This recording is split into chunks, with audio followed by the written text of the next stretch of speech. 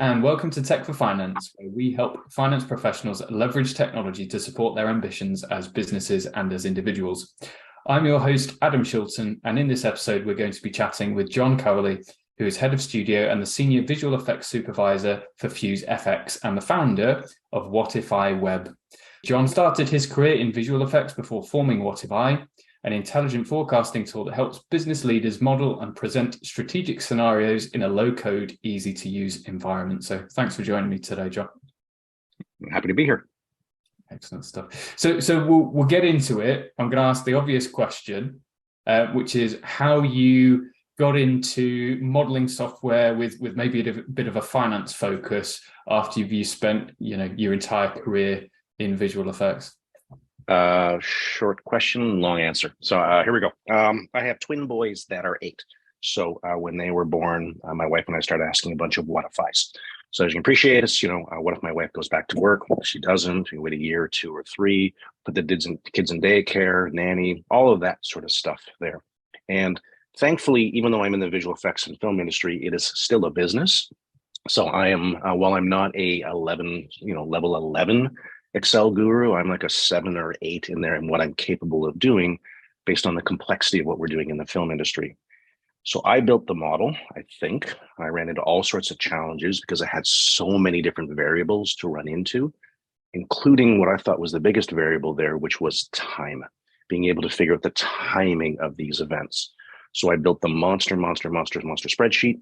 I wasn't sure it was correct because there were so many variables. And then I put it in front of my wife, and there was just that blank stare of nothingness because that just wasn't the way that she thinks or visualizes things.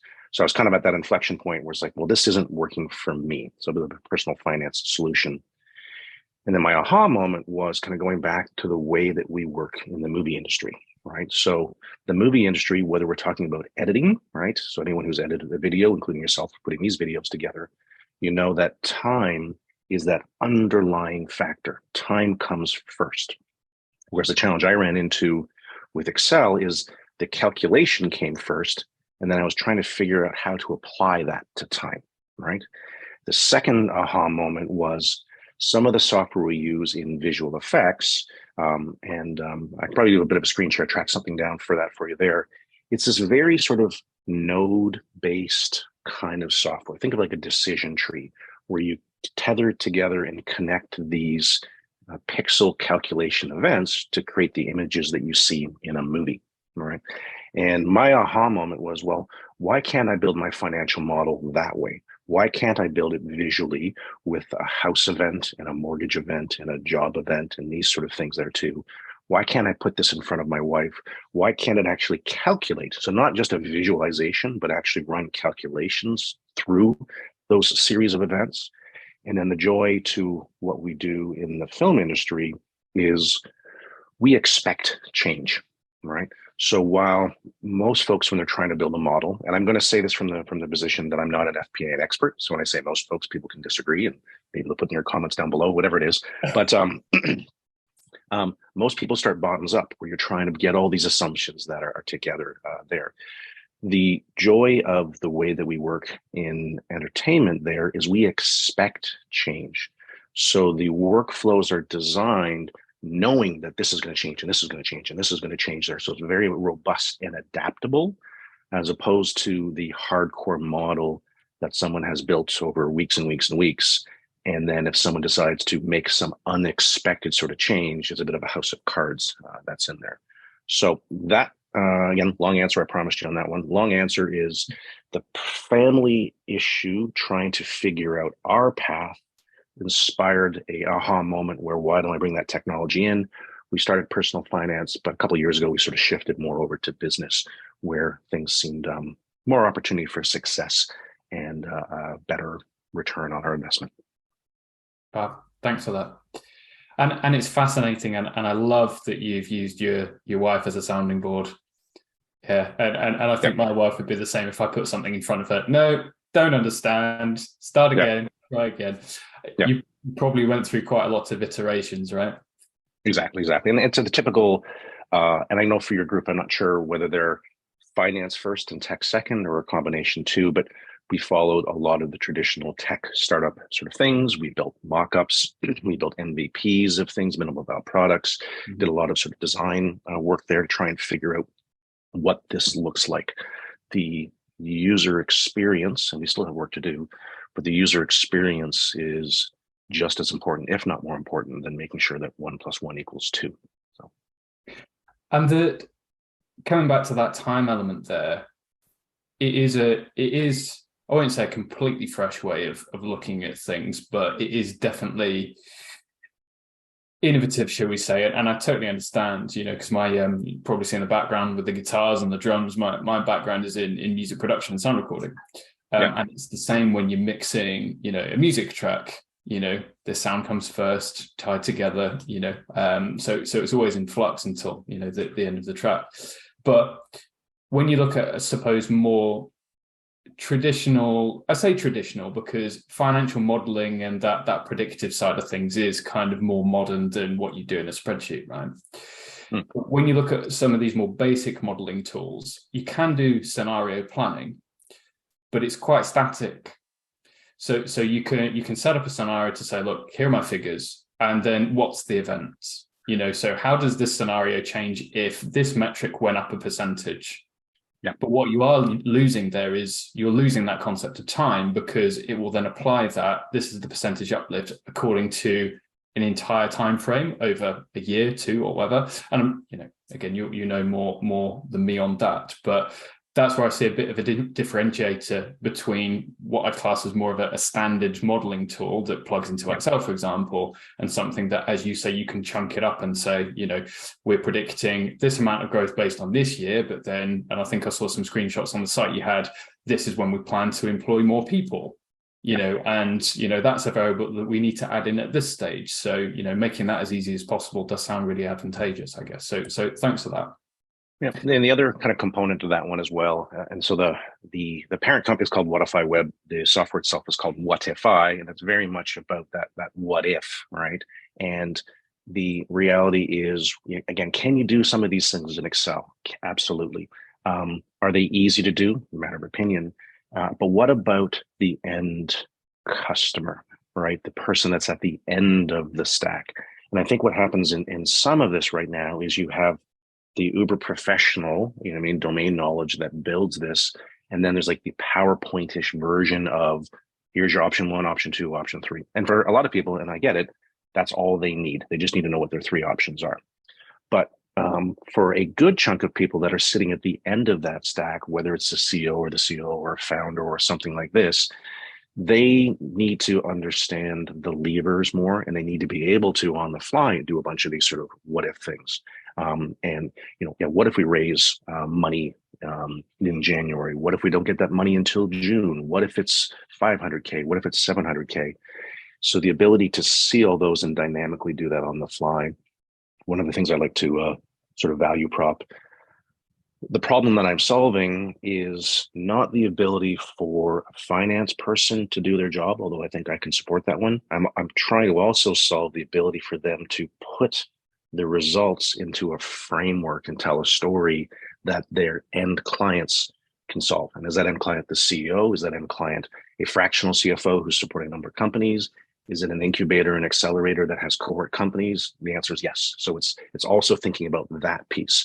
And I think some of the, understandably, some of the resistance that we're seeing to some of these newer tools, and I'm running into those as well, is if you come through the stack of the finance person that's been using these current tools for so long, sometimes the end user gets forgotten about in that exercise there. And that's kind of where I'm leaning into, is that end experience. You're in a board meeting and the CEO says, well, what if we do this? And the standard answer currently is, that's a great question, Bill. Let me get back to you. And I think that's where it's broken, right? And I think that's where there's opportunity to refine. You're bringing people into the story.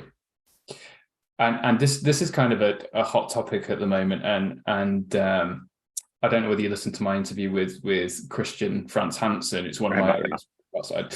I check it out because that might inform some of the way you think about the way that you build moving onwards. So his company is the Business Partnering Institute. And a lot of what they do is around finance business partnering and then creating impact, which often involves a lot of storytelling. And if you speak to Christian, what he'll say is he's an introvert by nature.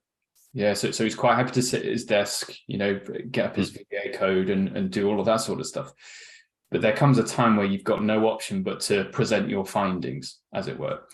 And in a world where there's more and more automation, there's more bots, people need to be focusing on those skills to differentiate and tell those stories to get buy-in from the wider business, as opposed to separating themselves. Yeah. So what you're saying there is bang on. Any tool that makes it easier to tell that story to non-finance professionals is going to give you an advantage, because presenting a spreadsheet with rows and columns with what a finance team that spends their life in spreadsheets is going to present is going to be drastically different to even somebody like me. I have understanding of finance, but I don't have an intricate knowledge of modeling, and I don't have that experience. So if you were to present me with a spreadsheet with some scenarios on it, I'd probably come away a bit more lost than when I started, right? Yep. So to be able to come back and say, right, well, actually, instead of let me go away and spend another couple of days building that scenario into this Excel model, it might not even be an Excel model. It could be another, as I say, more traditional forecasting tool. To be able to say, right, well, let's get it up on screen now. And we're then going past the level. So if we thought of it in terms of levels, your most basic level would be presenting a spreadsheet, which doesn't tell much of a story. Yeah. The next level, then, when you do start getting into the business partnering and the storytelling, is right, well, how do we visualize that? Yeah. So are we creating a pivot table, or are we creating a PowerPoint presentation with more imagery to make it more easy to digest? But what you're suggesting there, and correct me if I'm wrong, is we're then going a step further than that and saying, this isn't a tool that we need to hold on to in a team and nobody else ever see what we're doing. This is a tool where in real time we can build these scenarios and actually have people tweak it on the fly. And coming back to your point, it's a great tagline, isn't it? What if I? Well, why don't we try it? Why don't we do it now? Exactly. Exactly. Yeah, absolutely. Yep. No, I think that's in my customer discovery. What's interesting, and I know one of the questions you had in your sort of leading questions there for me is, how have I learned? How have I talked to? What I did more so is I started from the end customer, end user experience more. I'm a startup myself, running my own numbers, talking to other sort of companies. I've worked my way back up into sort of the fractional CFOs and consultants there, and then I've worked my way up the stack now into talking to traditional FP&A professionals on that one. So coming at it from the end experience as opposed to from the blank Excel spreadsheet thing has given me a very different insight, I think, into how to do some of that. It's also one of my challenges because I'm talking in a language that this group doesn't see, because I think this group doesn't necessarily see the problem because they're not the end receiver. And I'm talking in absolutes here, and I know that's dangerous, but I think that's one of the challenges that's there. I've also talked to folks that are in a consultancy sort of space where they've spent the time building the model, they put it in front of their clients, and the clients still don't do what they know they should be doing. What the professional knows that the client should be doing, they're not acting upon it. They're not doing it. And one of my theses there is that it's not a fault in the model, it's a fault in the storytelling and the almost like the evidence-based version of that one. You're asking someone to believe a sell. And everyone wants to hear what they want to hear. Like they want validation that their big, grand, ego-driven business that they're building, that they're perfect. Someone comes along and points a bunch of holes in it, puts it in front of them. I think the buy-in piece, getting that end consumer to buy into the plan, is a big, big part of that one. And if you can put this into a visual format, and again, I would argue that 80% of the population is visual first and zeros and ones and numbers second there. It needs to be in a language that they can buy into, that they can follow the journey, they can follow the logic, and mentally poke holes in it, and then also say, no, that checks out, that checks out, that checks out. And if you also give them a little bit of play, so you make them feel like some of the decision making is their decision, So they can go in and change your churn from 10% to 11%, or they can go and say, no, I think my cost per click could be this or this. Let's give them that sort of functionality there, or no, we can pull that Chinese initiative up, by 6 months. We can do that. Oh, we can't, as opposed to waiting for it to go back to the cycle. And I think the cycle is also potentially one of the dangerous things in there. I have the benefit, and again, I'm fantastic, Adam, at easy questions and long answers. So here we go. I have the benefit in this model too, where my visual effects background, it is a multinational private equity backed company. I've been in the board meeting. So I've also seen the exercise of what goes through when you're talking about millions and millions of dollars of revenue running through an organization with 1,400 people. So I've got the startup lens. I've got the sitting in the board meetings and understanding how the private equity firm and the questions they're kind of asking. And I'm watching the weekly or monthly meetings where everyone's spending all their time trying to build the model to figure out what happens if something they should have done 4 months ago finally happens today, but of course they're not going to get the results until the next quarter. And it's really trying to tighten that stack up. So again, I'm hitting a whole bunch of bullet points there, but just I think we are so used to a way of doing things, and I'm not saying it's wrong, but I think there's some blinders on that there could be other ways of doing it. Yeah.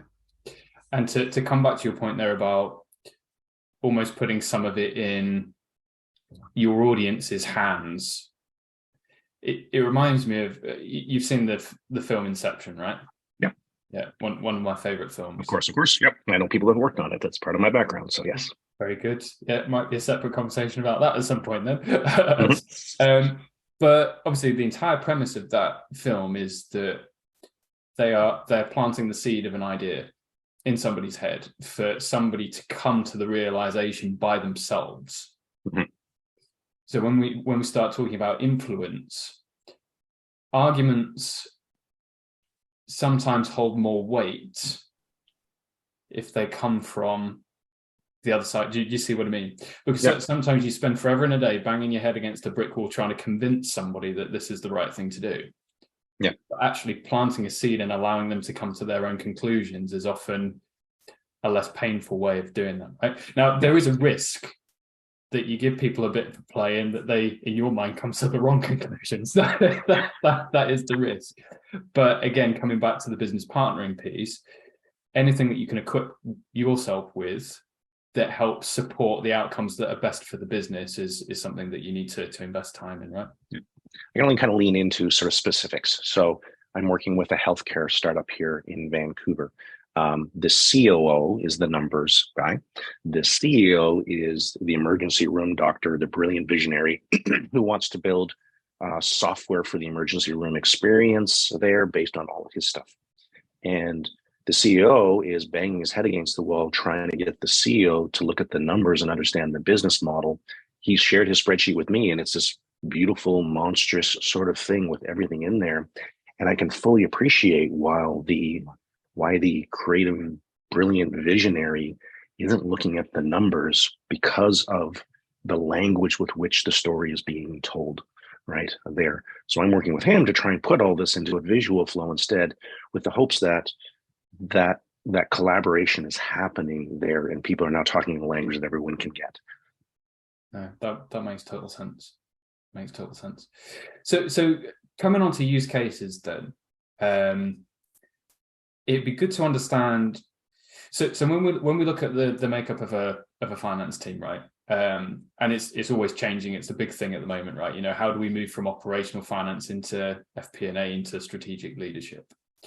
So I know you mentioned fractional CFOs. You know, there's a lot of talk about CFOs in general, but actually a lot of the power now is, and I'm reluctant to say junior, but in the team that form the background analysis, right? So you could have an FP&A analyst, or you could have a financial controller, or you can have, fill in the gap. So what are you seeing? Are you seeing a lot of sort of the back office team that aren't the CFOs using these tools to build, or are you finding that it's equally people that are telling the stories that are sort of more senior and in those CFO positions that are getting more value from this?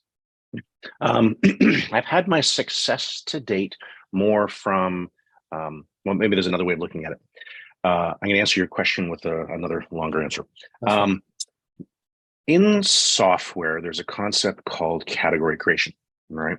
And a lot of software that is being generated, people can very easily say, well, I'm doing A, here's this thing that allows me to do A differently, better, 10x, 15x, whatever it is on that one. And that is a very, can be an easy business sort of strategy. Someone immediately sees the value. We're not asking them to learn something entirely different. And they're just going to add this part onto their car, and their car is going to go faster and go use less gas. Wicked, right? But when we say, hey, we want to take away your car, here's a boat. Good luck getting to Costco, right? Like you're asking somebody to fundamentally change the way they work there. So that category creation, when you're doing something so different, and I think that I'm in that space where my approach is very, very different, there's going to be a very natural and understandable barrier to entry for people that are seasoned with a particular way of working for years and years and years. Yeah. So again, that's a long-winded way of saying the CFOs, I think, are like, well, I can do this. You know what I mean? It's working. They don't necessarily see that piece there. And that's okay. It's part of my journey, working my way up the stack. What I'm finding is I'm having my success right now with folks there that have some knowledge, but they're not the guru. I'm not asking them to cut off their right hand and attach this new thing to it. It's like, no, like people that are in the bottoms up piece there, whether it is the CEO, and I keep kind of going back to startups because that's sort of my go to market, but like, a CEO there who's trying to run their own books and trying to run some of their own numbers and figuring out some of their scenarios there. I've even got, I have a gaming company here that I'm supporting. They've raised $7 million. They're building video games and they're trying to figure out their staffing models and all of this. I'm having some success when it's kind of coming from there. Expecting someone to come into a large organization and immediately switch to my tool to replace their current tools, not a chance, right?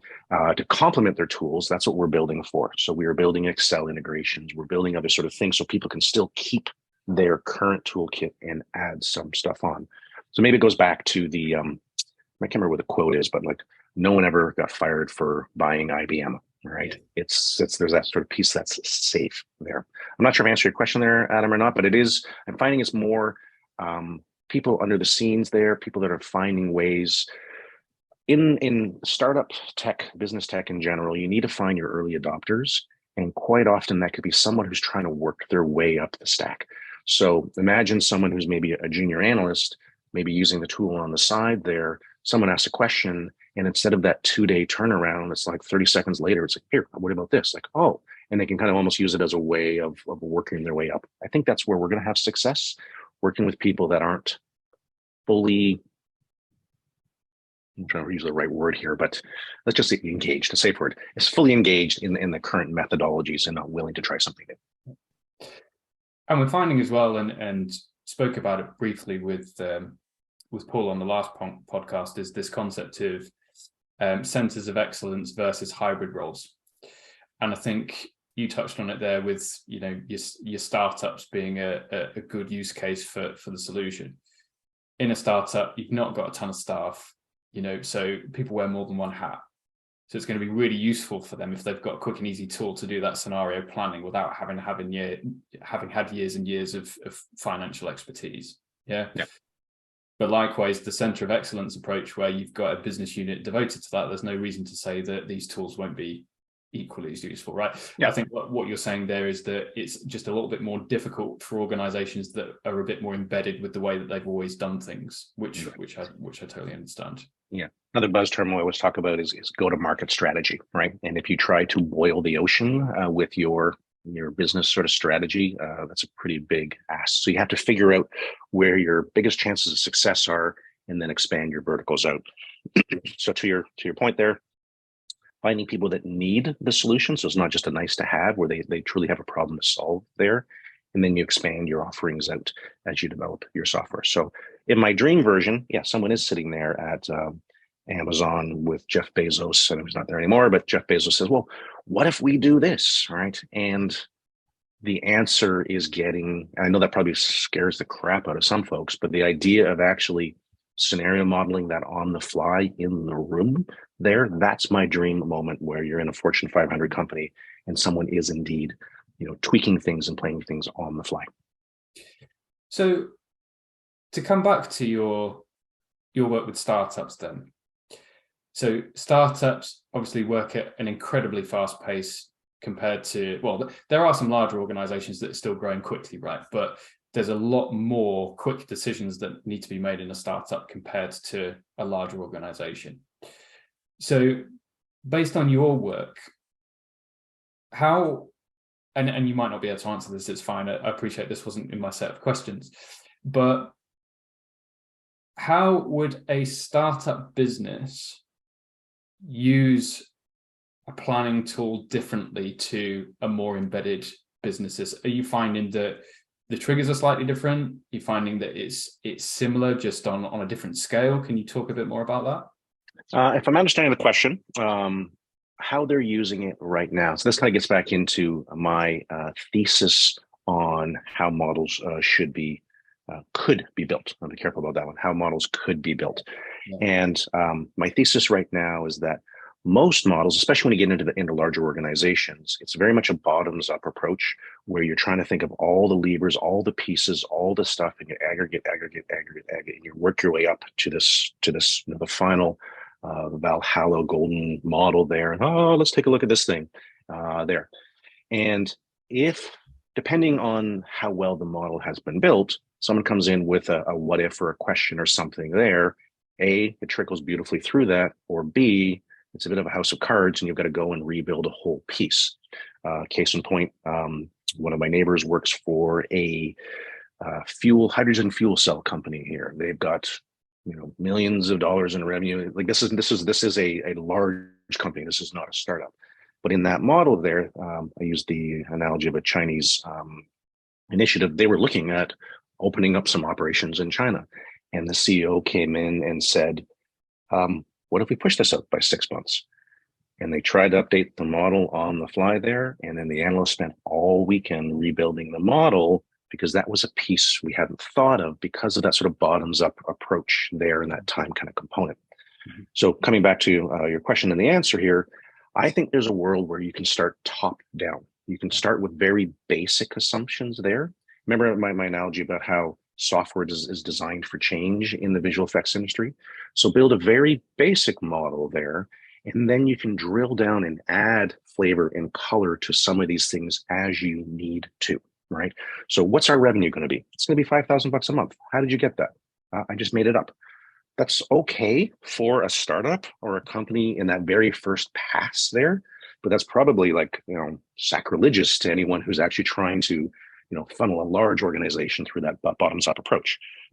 But my thesis is you can put these placeholders in, but then you can refine and you can build it out so you can replace that part of the model on the fly very, very easily with some of those assumptions on round 2 or round 3, or even do that dynamically on the fly.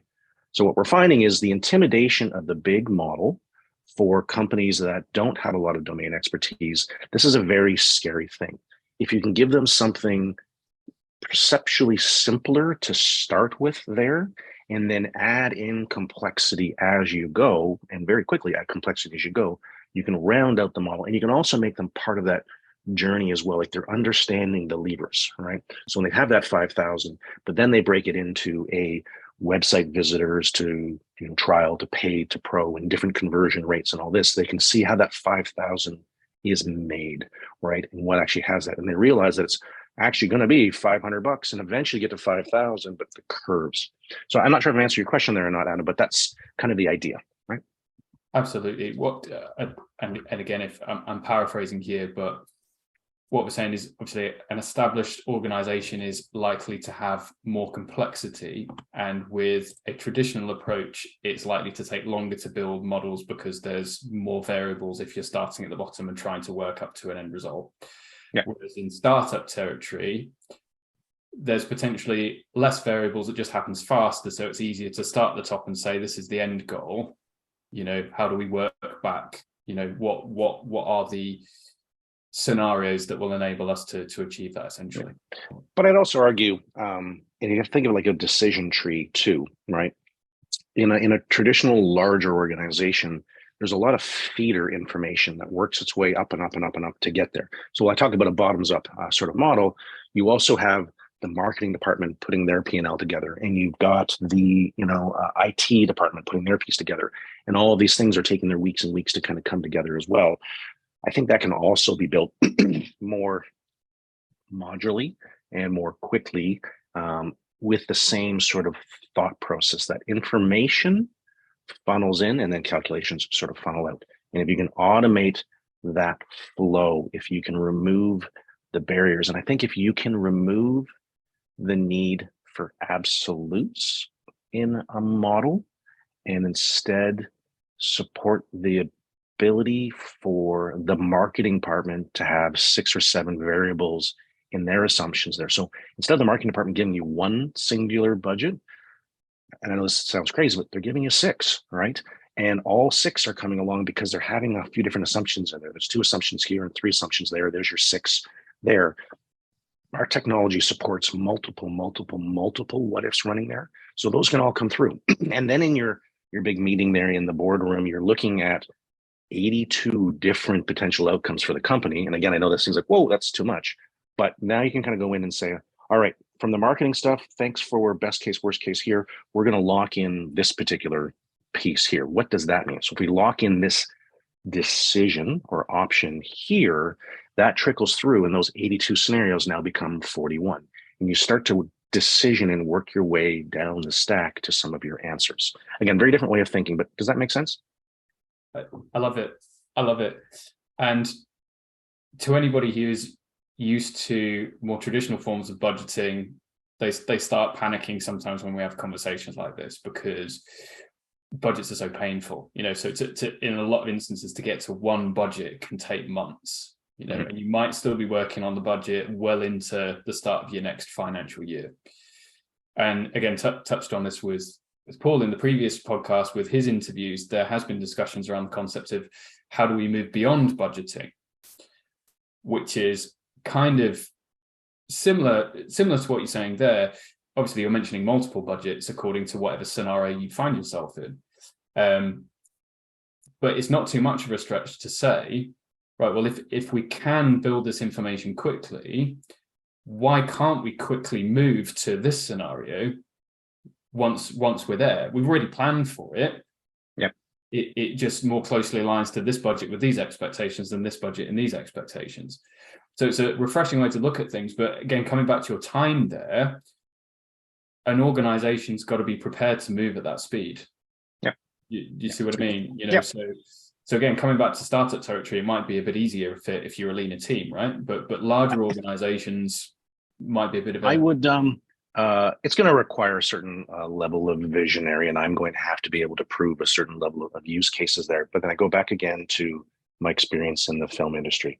So the company that I'm working for doing visual effects, we are the largest provider of visual effects in North America for television episodic work, all this sort of piece there. Massive company, 14 different offices. And, at any kind of given moment, we may have 40 different projects all running through this infrastructure. And if you are only doing your audits, for lack of a better term, every month or every quarter, I consider those to be a postmortem. You're looking at, did you survive or not? And what did you do right? And what did you do wrong? But given the sheer volume of stuff that's kind of going through an organization like that, we have systems there that are by the day. Like, we know how many people we need. If a project awards tomorrow and they're going to give us footage on Tuesday, how many artists are we going to need to do the work? What's the time frame? All of this. We built in real-time flows there that give us sort of staffing and financial projections by the day. So I know it can be done. It's just a way of sort of thinking about it and organizing the stuff that you're getting real-time analytics into it.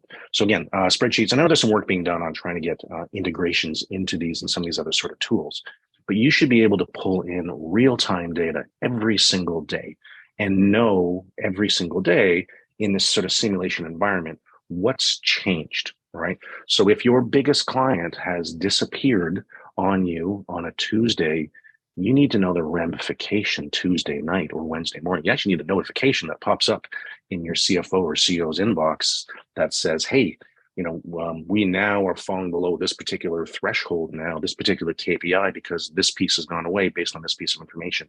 That needs to be real time. That's not a monthly report kind of thing. I think the challenge is the complexity of these systems there, and the need to hone in on these very specific numbers begets a long cycle.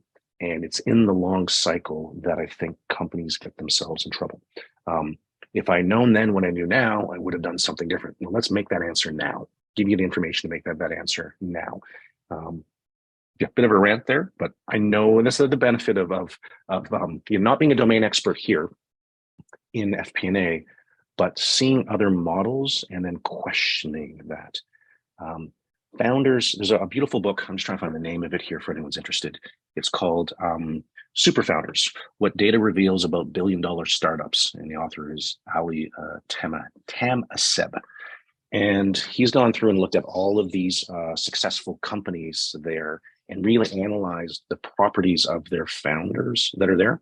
And there's a lot of narrative out there about what a successful founder is. And we all think it is this domain expert who's had 25 years experience in a given sort of vertical there.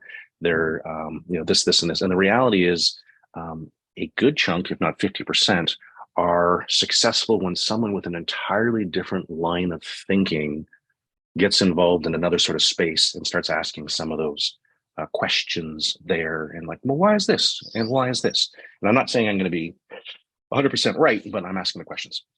Yeah, absolutely. And it reminds me of and it's a bit of a tangent, but I've worked in a fair amount of different industries, but tech's always been at my core. And this particular industry was in commercial livestock. Yeah, so mass production of, chickens, pigs, all of that sort of stuff. And it focused specifically on welfare. And in a traditional setup, you've got a farm manager who checks that the temperature's right. They check that the animals are happy. But when you apply tech to that and start putting sensing equipment in, and you start looking at the analytics, that's when the domain expertise from another industry has a tangible benefit on. And I know it's a totally random example, right? But it's a really good example of where that crosses over. And again, it's another hat tip to you bringing a fresh perspective with your visual effects background, right? So another question I've got for you, and it wasn't in the set of questions. It's okay, I'll take it. But obviously I've been having a bit of a nosy because I've been nerding out a little bit with this. So some of the examples, and if you go to the website whatifi.io, you'll see these straight away.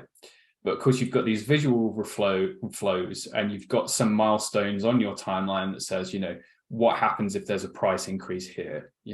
What happens to product A and B if we were to do this? How does it affect our target margin, and so on and so forth? Some of the other visuals you've got, what if we add a new member of staff here, and that sort of thing. What are some of the lesser known triggers?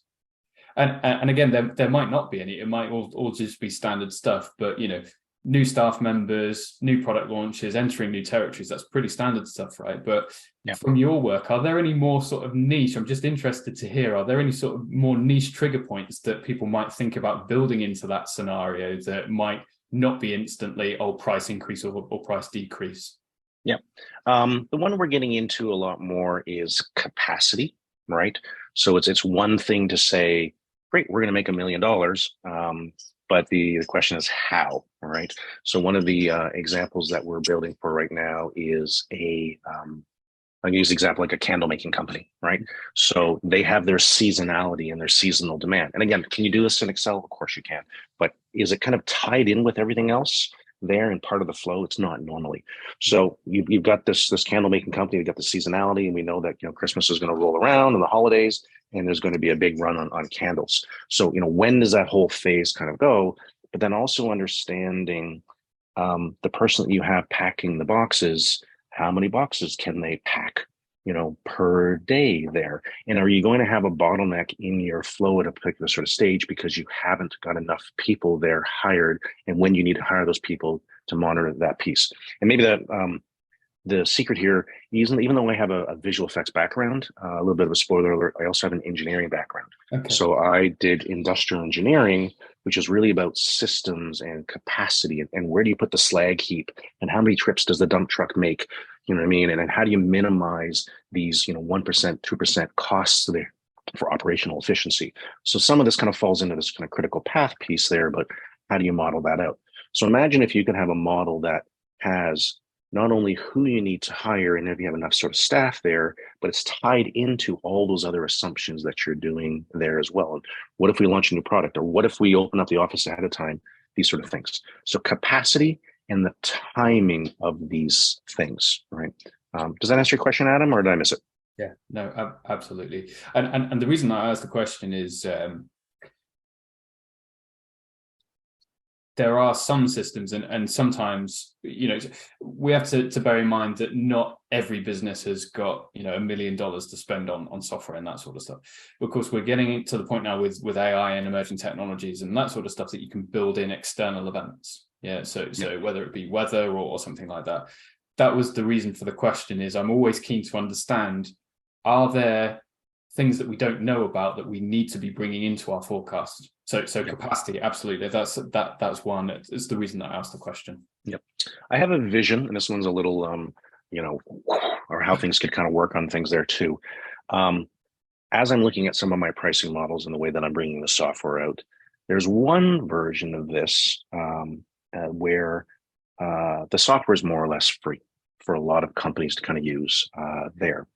But the trade-off in that piece is those companies are also offering up the anonymized data there to us, right? So obviously there's lots of gray area there about security and what's in there. So imagine a system where your information feeds this larger piece of information there too. So in a weird sort of way, I know every company just wants to protect their piece, but what if you could garner information from other similar types of cohorts of companies? So why right now does a company have to go out? Obviously, if they have a track record, they'll get it, but maybe they're going into a new market and they're trying to figure out what the customer acquisition cost for X is. You currently have to kind of go out and try and distill what that is. Why can't you have an artificial intelligence type of approach here where based on large cohorts of information, some of the blanks are getting filled out for you, or they're kind of put into some of these tolerances there as a result there so that you have access to that. Like we all go out to a website right now and you're trying to figure out what's the customer acquisition cost for healthcare? What's the customer acquisition cost for B2B? And there's all these websites that have this. But imagine that information was actually distilled in real time and available to you, right? So it's a different way of thinking. It's an end game kind of concept there, but more of a cloud-based collaborative system there where real-time information funnels into these models as opposed to going out, researching something, clipping a number and placing it in your model. Let's funnel information into it. I've got a dream. Yeah, absolutely. And it's the right dream because we are already seeing, not in your space, but different software vendors move into this territory. So SaaS is nothing new, right? Multi-tenant infrastructure, URL login, you've got a piece of that server where your software sits, right? Yeah. But now we're getting to the point with security and, advancements in blockchain and all of those sorts of things, whereby you can access data completely anonymized, but it could still be useful. And one of the terms that I've heard recently is the concept of an intelligent GL in inverted commas, so an account structure. So it's similar to what you're saying there. Can we jack into an environment where a lot of the information is already available based on data that already exists? Yeah. In an intelligent GL, it is using AI and scraping data to present the best setup of, say, a back-end finance system based on what works in a similar industry, right? Yeah. So it's not a million miles away. Still a little bit of a way off for it to be accurate and for it to be accessible to people, but we're getting there, and it's exciting to see what's going to happen. And yeah, it is a little bit scary at the same time that technology can do so much, but yeah, I think it gets into, and this is the shift that has to happen a little bit. There is I use the term metadata or context. We have to get to a place that when we see the number 500 somewhere, there's more information about that than just 500. You know, is that 500 days? Is it $500? Is it 500 cats? 500 customers? Hmm. So really starting to create richer data around the numbers as opposed to and I know I'm going after Excel here, and that's probably one of the most dangerous things to do. But right now, there's a cell in a spreadsheet that says 500, and next to that is a label that says cats, right? But if that's mislabeled, and that was actually meant to be dogs, right? Like the whole system sort of falls apart there. That's back to that sort of storytelling piece. But if there was information embedded into that 500, that you had all the information about what that 500 is, then you open up a world of possibilities in what you can do with that, knowing what that 500 actually is. And taking that a step further and back to the sort of node-based decision tree type software we're building, if you could also keep track of how that 500 was created, right? You know, a founder will send me a spreadsheet there and I'll click through all their formulas and it's like, beautiful, I follow this. And then suddenly there's a cell that's just like, they've copied and pasted a number in there and everything breaks down because I don't know how that number was generated. But if you had the metadata associated with it, and how that number was generated, boy, you can do some powerful things. Yeah, no, I totally agree. So what we'll do, Jon, is I've got a couple more questions, and then we'll conclude the audio part of the podcast. And then I don't know how you are for time, but maybe you can spend 5 minutes after we finish the audio piece just to show us a couple of bits. Yeah, sure. Happy to. Happy to. And that means that anybody who's listening on an audio device can just, stop, whereas anybody who wants to switch over to YouTube to see they can do that. So the first question was, what do you think the future looks like in this space? And I think you've already answered that question. We're talking about completely integrated data, and I'd agree. Is there anything else that you think's on the horizon? I think I'm hitting on all the topics. I think it's about simplifying things. So it's about building complexity in the systems and then trying to simplify access to it. Anyone who uses Canva, right, to do any of their sort of graphic design work, I love to use that as an analogy where I think the tech needs to go. Anyone can drop into Canva and anyone can build, a brochure or this or that without having to read the manual or to do anything. But there's some limits. You can only get so far with that one. If you want to do something highly customized, you can't.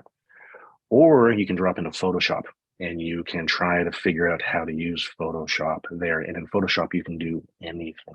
Yeah. I think there is a world of opportunity to create the Canva of financial modeling and projections and all of this there.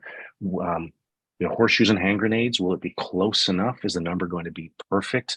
I mean, are we going to be off by a percentage or two? In some cases, that's a really, really big deal. The numbers need to be perfect. But I think there's a world where we can start thinking of this more as the Canva of financial modeling and getting people to answers more quickly there. So I'm not sure that's answered your question, Adam, but that's the piece that I see is the approach more than, we all know that 1 + 1 = 2. That's not the problem here. It's how we present that. Yeah, totally agree. Okay, cool. So the question that I ask every time is the podcast Tech for Finance. I'm a tech nerd. I love my apps. I love my software. For you, whether it's in your personal or professional life, is there an app or a system or even a gadget that you use that if somebody took it away, you'd have a heart attack? Yeah. This might sound a little bit weird, but it's actually Notion. Notion.so. Notion is I don't even want to say it's a notes collection. It's really a whole ecosystem for documentation and tracking things there. It is cloud-based. It's a unicorn company right now. You can create pages, templates. I have all of my developers and all of their scheduling in there. Any thought idea I have, I put it in there, and it's part of this ecosystem of documentation there. People can comment and edit on it. It's basically, to my mind, it's pantsing the whole Microsoft system there for real-time collaboration and keeping track of things. Maybe the second one I put in there really quickly would be Loom, Loom.com there, and the ability to very quickly do a video of anything, whether I'm talking to my developers. Anytime I build a model, I'll do a Loom video afterwards where I'm recording the screen and posting that up there for people to watch the video before they kind of get into the model. I think those would be my two things I could not live without.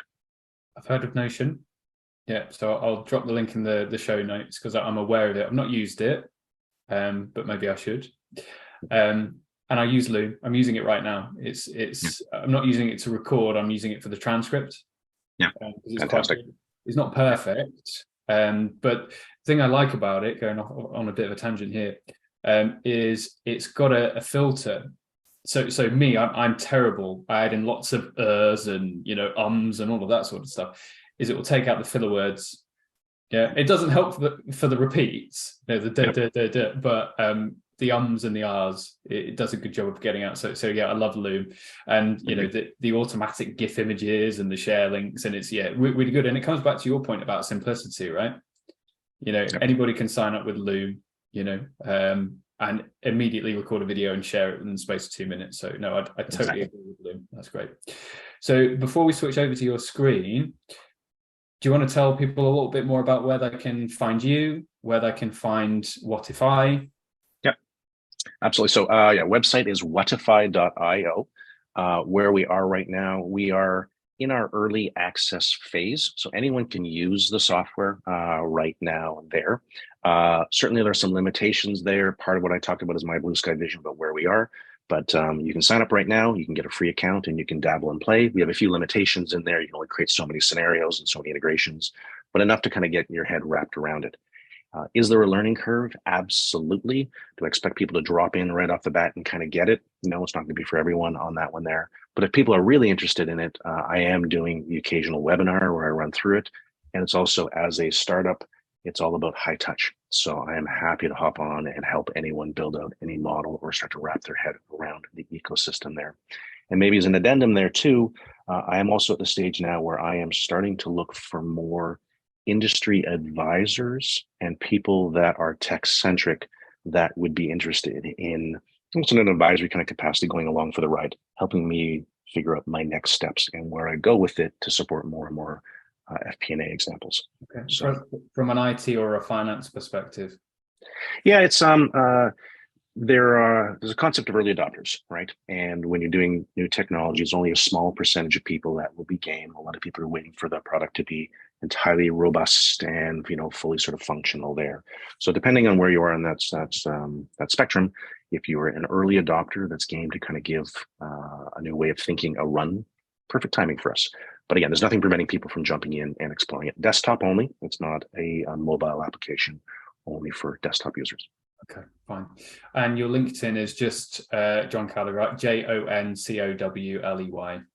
Yeah, I believe that's correct. Yeah. I'll link in the show notes as well. Fab, Jon. All right, then. Well, over to you. Anybody that's listening, feel free to tune out, and we'll switch on to YouTube. All right. Are you seeing my screen okay? Yes, we are. Okay. Now, depending on you, Adam, there's like the demo that I normally do. I'm going to obviously pare it down. Otherwise, we'll be here too long on things. I do sometimes run through speaking of Canva, I do sometimes run through a little bit of a conceptual deck where I talk about how the technology works. If you feel like I've covered that, I can just sort of skip to the juicy stuff. It's your call. Yeah, skip to the juicy stuff. That's fine. But have you got this as a slide deck? Well, it's in Canva, so I could just sort of share it with you. But yeah, it's just a sort of the this is my generally my presentation deck when I'm doing a demo.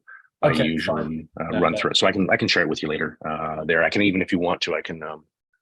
It's just tricky. It's not like a self-serve thing where someone's going to look at it and just kind of get it. It's sort of a visual tool when I'm explaining how the tech works. But yeah, whatever, I can make it available to you if that's of value. Right. Okay, and I have a couple of different models, so I'm going to defer to you. This is a software as a service customer growth model there, which is usually one I use for my kind of lightning demo on things there. Yeah. Is that decent? Yeah, that's probably fine. A decent one. Okay. Yeah, let's do that. All right, wonderful. All right, so I'll get started. Okay, so right now you're looking at a real live version of the software here right now. There's a couple of very kind of key concepts. I imagine if someone's dropping in right now and taking a look at this, it's like, this isn't a spreadsheet. It is a very, very different way, and I acknowledge that right off the bat. So we built this canvas, and in this canvas, there's a calculation engine. And as you drop in these things we call events, you can create these financial models. All right. Think of it like Lego. We built the green Lego board there, which is our calculation engine. And we built 25, 30 of these Lego pieces. And depending on how you assemble them, there's a lot of things that you can make from those Lego pieces. As we're working with companies, we're adding new Lego pieces to the model that allow you to build more and more complexity there. And we've also integrated in some expression languages that allow a more tech savvy person to even use Excel language like logic in our flows. So it's almost like having your own 3D printer where you can build your own Lego blocks in there at the same time too. Okay, so just some key things there. So these are these events, and this is a software as a service customer growth model. Could you build this in a spreadsheet? Absolutely. But hopefully you sort of stick around, you'll sort of see why I think we can offer some extra value to this one. These are events. So here I've got a customer event. I'm funneling into my first option or decision. There's a growth and then a different sort of growth model. I've got churn, customer acquisition costs. I've got pricing, revenue. I've got KPIs at the end of the stack. And I also have this thing called a modifier, which I'll circle back to, but this is actually my incredibly powerful event that I have here. Okay. So speaking of events, and interrupt on this stage, Adam, if you have some questions, but speaking of events, we have a whole library of them. So for example, I have debit, credit, income, banks, loans, all inside the stack. Think of these as being the business logic that would be involved in building something like this in a spreadsheet. We've sort of pulled that out and made it its own standalone module. Mm-hmm. If you're looking at a small and medium-sized business module here, we have an employee event. How much are you paying them? When are you paying them? What's their tax zones? All of that logic is buried into it. In many respects, we're almost an accounting program smashed together with Excel, smashed together with a decision tree software. Mm-hmm. Customers, customer growth, churn, transfer. What if I'm transferring 10% customers month over month, converting from my paid plan to my pro plan? I like to show, for example, the contract event, just to kind of give a sense of the level of granularity that can be in there. So I may have a contract. It starts in November. It's, a big old number here. I'm going to have a 10% down payment. My net payment terms are going to be 14 days. Put it in milestones in so you can truly model out in granularity, if you want to, the cash flow from this particular contract and when the money is going to be actually in. So whether you can kind of make payroll. So some of our events are granular like that. Some are very high level. Okay. So in this flow, what our algorithm does is it runs through every single possible branch, we call them threads, every single day and calculates everything. And I'll kind of get to what that means. So here I'm establishing my customer cohorts. So I've got 2 customer cohorts, one with 50 customers. Again, the date's really important. And one with 200 customers. And again, the date's really important. That funnels into my first decision. Here I'm saying, well, what if all of my customer cohorts grow 10% month over month, right? Or I can say, but what if customer cohort 1 grows 15%? And what if cohort number 2 has a dynamic growth rate? Things actually change over time. Those 2 funnel back into a churn event, 3.5%, customer acquisition costs. Here's my pricing. Here is product number 1. It's $40 a month. And keep in mind this 40 is going to be important in a second. Or here's my product number 2, and I've also baked in my cost of goods sold for that particular product. So I have that level of granularity if I want it there. That funnels into a revenue event where I'm multiplying my customers every month by those pricing products that are there. And that funnels into KPIs where I'm calculating the CAC to LTV ratio or the ARPU or whatever it is I want to be able to have for this particular sort of model. And we have a growing list of kind of KPIs. Any questions there, Adam, so far? No, it makes sense. Sorry, I just muted for a second. I had a screaming child in the background. So all good. So what that does is we go through every single one of those threads and we calculate those values here as we kind of run through. So I'm able to take a look at all of these threads here. And when I talk about calculating everything, I could look at customers, for example. So you're sitting there with the CEO or a division manager or something. It's like, well, if this model happens, how many customers are we going to have? So cumulatively over time, this model, this thread, we're going to have 85,000 customers, whereas this one's going to be 10,000 customers. And traditionally, we can pop this up here. We can throw it onto a graph. We can see what these things look like. Because our number 500 has metadata associated with it, I can look at it as through the lens of customers. Or I know that something is my cost of goods sold, and I can see my cost of goods sold values and what those are over time. You just have that sort of insight. Of course, I've got spreadsheets in here, so if you need to see it traditionally, you can look at every single one of these accounts and all the values that would play out in each of these scenarios that are here too. So I still kind of give that level of comfort. You can also spit this out to a CSV file afterwards and take it back into the tools that you want to.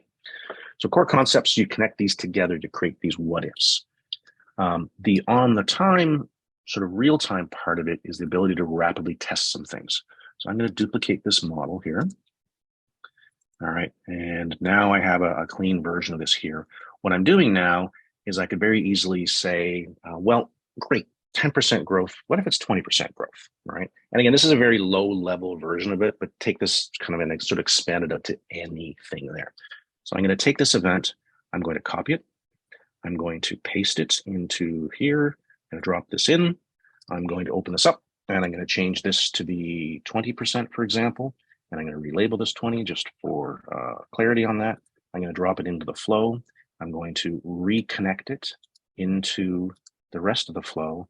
And now as it's calculating, it's going to take a little bit of time because we are screen sharing. You're going to see there's going to be 3 scenarios. So we just asked and answered a what if scenario here in real time, right?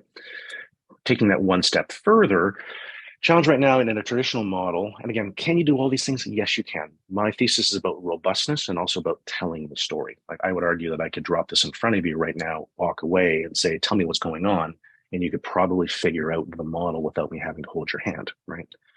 But here I can do something like, say someone says, what if we raise our prices 25% on our $40 a month product? You know, well, that's a scenario. What if we do that? Again, in a spreadsheet, if you haven't built for that scenario, if you haven't built that into your model, it's going to take a little bit of time to sort of figure that out. We have this concept of what's called a modifier. And a modifier allows you to go in and modify anything upstream in that calculation flow at any point in time. So I'm saying I want to point to that pricing event. I want to point to that product number 1, that's $40, and I want to increase my prices by 25%. But I want to do that July 1st of 2023. That's that time piece that's really, really important, right? So now what's happening, I have it bypassed right now, but I'm going to toggle that on, and now everything's going to recalculate with that 25% price increase there. But of course, what I could do very easily is I could also test different theories. So let's turn this back to being profit right now. So I'm looking at my profit. And obviously there's dependencies. It's not so simple. You just raise your prices and demand stays the same. So we have that built into our logic. But on a really low level, I'm going to add another option in here. All right. So I'm going to add this event in. And I'm going to do 2 things. I'm going to put in a null, which means no change. All right. So the data just flows through as if it hasn't been modified. I know I'm already getting a little nerdy here, but hey, that's what founders do. All right. And in a second, we're going to have 6 scenarios, right? These 3 different growth models and also 2 different pricing models all running concurrently at the same time, right? So again, picture that boardroom experience there. Someone would probably build this model in advance, kind of come in with some of that, and then we play with it. So I now have 6 scenarios that are all calculating in real time. I'm going to sort those based on profit. This is my most profitable scenario, obviously, the highest growth rate and that. But sometimes some of these levers will kind of counteract each other there because maybe there's a cost associated with some of those. So I'm able to see all these models in real time. I'm able to pop them up. I'm able to look at them all here concurrently. But what I'd also like to do is I want to drill down. I want to understand this $46 million scenario better. So I'm going to drill into this one singular thread right now. Okay. And I want to understand the levers. I don't only want to know the answer, I want to know why. So let's look at this through the lens of customers, okay? And I want to understand, how did I get to 8,400 customers in this model?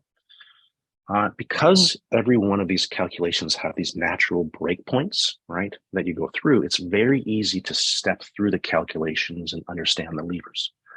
So I'm going to switch here to something called cumulative mode. And here you see I have no customers, right?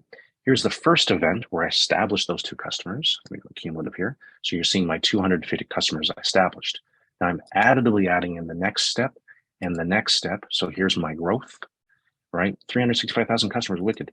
Boom, there's my churn, right? What's happened? You know what I mean? I've lost 50,000 customers. So I can now drill down into just each individual event. There's my 54,000 customers I've churned. So I was able to add 365,000 customers, but I've churned. So now in part of the decision-making process, you can start to understand which levers are making the biggest difference. Maybe ask some new what ifs on the fly there and add those to the model in real time. So the ability to look very large and look very granular on things on the fly in that model.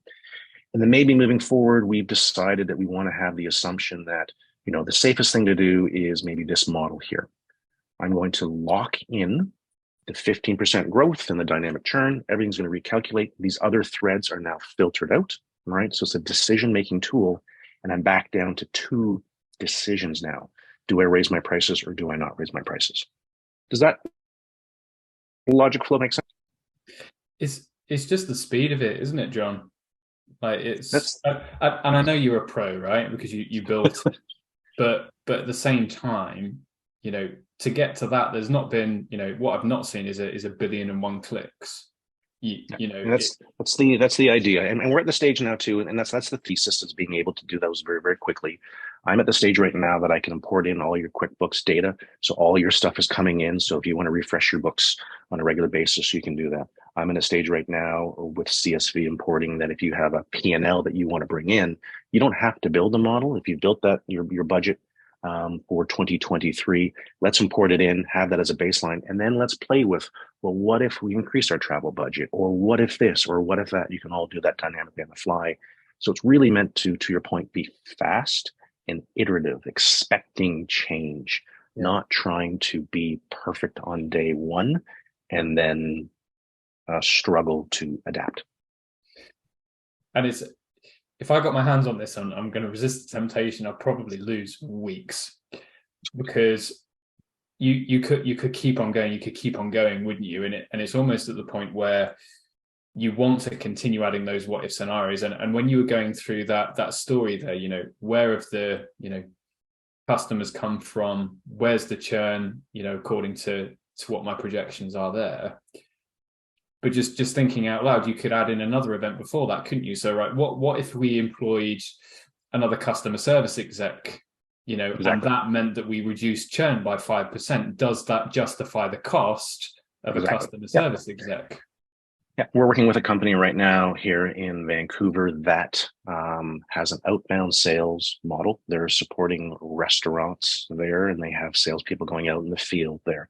So they're trying to model, and again, can you do this in a spreadsheet? Yes, you can. You know, the templates exist for it. I just argue they're not as robust. Yeah. You know, what's the average sales time? How many deals can a junior salesperson close in a month? What's the lead time as an enterprise sales there? So if I hire 5 sales executives, and then that kind of dependency series of calculations that are there, and what does that look like? All of that is possible. So again, anything that can be done with a formula can in theory be done in our world. Some of those we support today right on the bat. Some of those Lego pieces we're building out to support that. And then some of these things you can build yourself. Like at a certain level of domain knowledge, you're not hindered by what we've pre-built. You can build your own there with that learning curve. Yes, I'd argue it's a steep but short learning curve. And once you get the concept, you can move much more quickly. And I saw a couple of the events from the menu there. You had some that were up and coming. So I saw inventory in there. I saw there was a COGS one, wasn't there? Yeah, there you go. Yeah. All of that is as we build, back to the Lego example, as we build out more and more of these. So we have a sort of niche use cases that we're working with now. And a lot of that's just about velocity, and back to partnering with people that are interested in building out for other sort of use cases that are there. So that's what we can do. Helping people rapidly ask and answer questions in real time, and to tell a story, the journey of the money, in a way where all of your stakeholders are able to see and follow along. No one, again, I'm not trying to knock a spreadsheet. It is the most successful software product of all time there.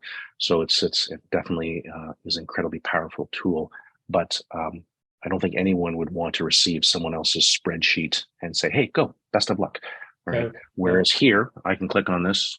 I can say, share a scenario, and I can send this to you right now, and you can open it on your desktop and play with this model 12 seconds from now. And just before you go, because I appreciate we're over time, you've got a decision engine slider at the top right. You don't have to show it, but you can explain how it works if you like.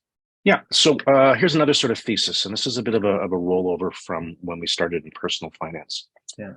If my wife and I are looking at making decisions in life, the most profitable decision is for us to sell our house, move into a basement apartment, live an hour and a half from my job, and commute. That's the most profitable decision. Yeah. But there are other levers that are involved in making decisions. So we have the ability in here, it's still in its early infancy, but to weight sentiment data, right? So what do you want to do, right? So maybe there's some initiatives there, like I could look at opening offices in China, or I can look at opening offices in Beijing or in Brazil there. I can look at the cost factors to all those, but then I can also add another dimension to it, which is sentiment, like a weighting, sort of almost a star rating type thing. Yeah. So as you're looking at your 82 different scenarios, what do you want to do? So you can weight some of those and sort them based on sentiment data, or sort them based on financial data, or somewhere between the two, and they'll reorder, because if this list gets very large, it gets quite daunting. And the idea is, back to a decision making, you may choose to make a emotional decision, for lack of a better term, there. So if you choose to do that, now you can kind of rebalance and say, well, I've made the emotional choice and I've locked in this particular event. Now I see the numbers. Now I better get back to making some financial choices there, because I can't afford to make any more emotional choices. The idea of building models that take into account other dimensions, we can extend this in time to be, eco-friendliness or carbon footprint or other sort of things there, any kind of weighting factor that we want in there to be able to reorder some of these threads. Does that answer your question, Adam? Yep, it did. And the little light bulb there. Sorry, which one? The little light bulb on the right under the, yeah. Oh, this kind of gets into our knowledge base, right? Oh, okay. So it's just I got access to all of that. Charts graph, what's think of it like a strategic planning tool that has both financial and strategic decision-making functionality inside of it. So as I'm talking about category creation earlier, the challenge is figuring out which box do we put ourselves in, what are people looking for, and how to position ourselves. It is one of the challenges when you are doing something different there, and figuring out where your positioning is. Very good. No, that's been fab, John. I can think of a handful of people that will love to jump into this straight away. So as I say, I'll get this up on the YouTube channel. And Wonderful. then what I'll do is, for anybody that wants to skip to the end, you can add a link in, can't you, in the description, so that they can go straight here if they want to pick up on. Yeah. They can hop to the website. I can also send them directly to it. And again, as a recap, there is a learning curve. So I'm happy to walk people through it at this stage of evolution there and help them kind of get off to a great start. So, but they're welcome to play at the same time. Yeah, that's mega, John. Really appreciate that. It's fabulous. You're welcome. Well, thanks for coming on the show. Thanks for having me. Maybe we'll have a round two in a couple of years when you've made an absolute beast of a solution and you've got 250,000 customers. Yeah, that's the dream. It'll be a fantastic moment in time. Yeah, and then Intuit comes knocking. It'll be great. Yeah, absolutely. All right. Wonderful. Thanks so much, John. Thank you, sir. Bye. Yeah.